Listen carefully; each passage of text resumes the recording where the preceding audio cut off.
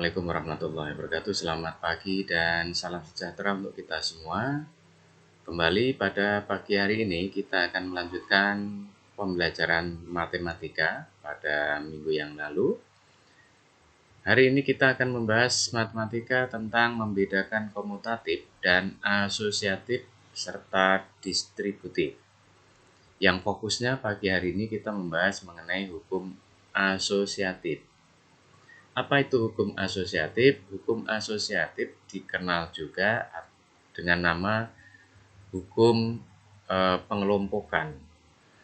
Dikatakan hukum pengelompokan karena pada asosiatif ini menggunakan 3 bilangan dengan menggunakan bantuan pengelompokan 2 bilangan dengan tanda kurung.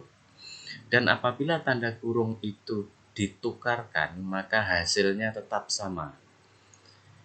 Sifat asosiatif atau disebut dengan hukum asosiatif ini menggunakan rumus dalam kurung A ditambah B plus C sama dengan A ditambah dalam kurung B ditambah C sama dengan D, di mana A, B, dan C adalah bilangan yang dioperasikan, sedangkan D adalah hasil bilangan itu sendiri. Operasi hitung yang memenuhi sifat asosiatif menghasilkan nilai yang sama walaupun tanda kurungnya ditukarkan. Sifat asosiatif pada bilangan dan contohnya. Hukum asosiatif atau sifat asosiatif hanya berlaku pada penjumlahan dan perkalian. Sifat asosiatif pada penjumlahan bisa kita tunjukkan dengan rumus dalam kurung A ditambah B ditambah C sama dengan A, ditambah dalam kurung B ditambah C sama dengan D. Sebagai angka yang real, kita lihat dalam kurung 1 ditambah 2 ditambah 3 sama dengan 1 ditambah dalam kurung 2 ditambah 3 sama dengan 6. Atau dalam kurung 1 ditambah 2 ditambah 3 sama dengan 1 ditambah dalam kurung 2 ditambah 3 sama dengan 6. Karena dalam kurung 1 ditambah 2 sama ditambah 3 sama dengan 3 ditambah 3 sama dengan 6. Dan 1 ditambah 2 tambah 3 dalam kurung sama dengan 1 ditambah 5. Hasilnya juga 6. Lihat dan perhatikan, walaupun tanda kurung dipindahkan, ditukarkan, hasilnya tetap sama. Sifat asosiatif pada perkalian. Asosiatif pada perkalian dirumuskan dengan dalam kurung A kali B kali C sama dengan A dikali dalam kurung B dikali C sama dengan D. Contoh, dalam kurung 2 dikali 3 dikali 4 sama dengan 2 dikali dalam kurung 3 dikali 4 sama dengan 24. Karena dalam kurung 2 dikali 3 dikali 4 sama dengan 6 kali 4 sama dengan 24. Dan 2 dikali dalam kurung 3 kali 4 sama dengan 2 kali 12. Hasilnya juga 24. Jadi tanda kurung ditukar, hasilnya tetap sama. Asosiatif tidak berlaku pada pengurangan dan pembagian.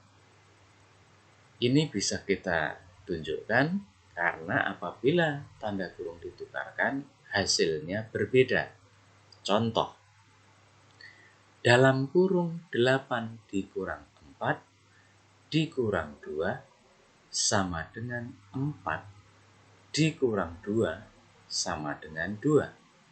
Tidak sama dengan 8 dikurang dalam kurung 4 dikurang 2 sama dengan 8 dikurang 2 sama dengan 6. Perhatikan, ketika tanda kurung dipindahkan, hasilnya berbeda walaupun pada angka-angka dan tanda operasional yang sama, hasilnya berbeda, maka tidak berlaku. Demikian juga pada pembagian. Contoh, dalam kurung 24 dibagi 6 dibagi 2 sama dengan 4 dibagi 2 sama dengan 2. Tidak sama dengan 24 dibagi dalam kurung 6 dibagi 2 sama dengan 24 dibagi 3 sama dengan 8. Perhatikan sekali lagi, kurung yang dipindahkan, tanda operasional matematika yang sama, angka yang sama, hasilnya berbeda, maka asosiatif tidak berlaku pada perkalian dan pembagian. Pada penjumlahan ini sama, tapi kalau pada perkalian tidak sama. Baik, ini di bawah ada soal-soal ini kalian kerjakan, kalian catat di buku tugas kalian, dan jangan lupa nanti kalian pelajari, kalian ulang-ulang untuk berlatih supaya kalian menguasai materi asosiatif dengan baik. Perhatikan sekali lagi, yang berperan di dalam hukum asosiatif atau sifat asosiatif, nama lainnya pengelompokan, adalah angka-angka ini dikelompokkan dengan menggunakan tanda kurung yang berbeda tempat. Kalau ini di depan, ini dipindahkan di belakang. Ini sama. Nanti seperti apa hasilnya? Coba perhatikan contoh di depan tadi dan kalian kerjakan di buku catatan kalian. Paham ya? Semoga sukses dan selamat bekerja.